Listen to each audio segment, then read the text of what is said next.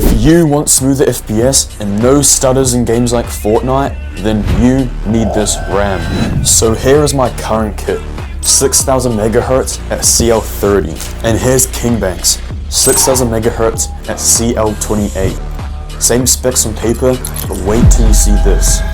Same settings, same game, but look at those 99% lows. Team Group stutters while Kingbank CL28 kit runs far smoother with higher lows. The difference is night and day. That is why tight timings actually matter for RAM, and for the price, Kingbank RAM is actually crazy.